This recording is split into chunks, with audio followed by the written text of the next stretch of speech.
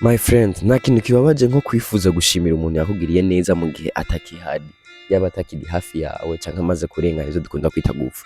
Nico gituma bikwiye yuko dushimira abatugiriye neza mu gihe bakihari. Birakwiye yuko dusubiriza neza mu gihe tubishoboye barya abantu batugiriye neza, kuko nta kintu ca mbere kibabaje nk'iyo umuntu yakugiriye neza, umuntu agashobora kwitanga ku bwawe, umuntu agashobora gukorera ibintu kabisa nawe bisigara muri wewe, hama ntushobore kuronka uburyo bwo gushobora kumushimira. Uno munsi ushobora kuba uriko uravyirengagiza canke ushobora kuba nimba utararonka uburyo bwo gushobora kumusubiriza mu nkonga.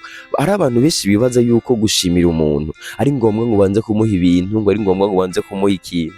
Oya, ahubwo gushimira umuntu ni ijambo gusa, kumubwira merci, kumwegera gusa ukamubwira naho woba ata kintu na kimwe umuhaye, naho woba ata bintu umushiriye, kumwegera gusa ukamubwira ati merci, warakoze ku kintu kanaka canke mu bintu kanaka, urashoboye gutuma ashobora kuva ngaha ashika ngaha, canke urya munsi waramfashije ikintu kanaka. Kirya kintu kirashobora, ni ic'agaciro cane gose gusumba koko ibintu wamushiriye, kuko n'ibintu nimba ubimushishora kumushira ibintu no munsi bikaba biheze, ariko rirya jambo ryaherekeje birya bintu niryo rishobora gufasha. Kuko hari uwavuze ngo abantu barashobora kwibagira ibintu kanaka wabahaye, abantu barashobora kwibagira ubuzima kanaka batumye babamwo, ariko ntibazoshobora kwibagira ingene watumye biyumva. Umuntu ntashobora kwibagira ingene watumye wiyumva. Nico gituma kenshi iyo umuntu akoreye iciza umwana ahinda afata acibagira, kubera yuko iyo ukoreye iciza umwana canke iyo ugashobora kugira neza umwana, kujya kuntu utumye yiyumva, kujya kuntu umwana utumye yiyumva, bituma koko igihe cose yama kwibuka. Urashobora kumuha akantu gatonya, ugashobora kumugurira ikintu gitonya,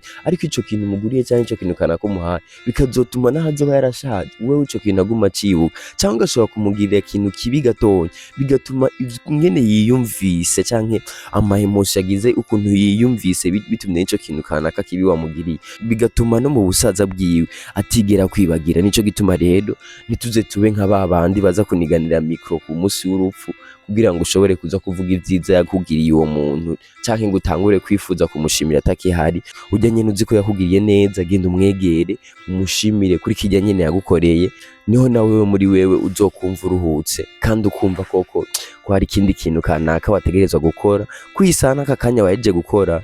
Nitwibagire kugira like, follow canke subscribe kugira usubire kubandanya tubana no mu bindi biyago, naho utaha mu yindi video.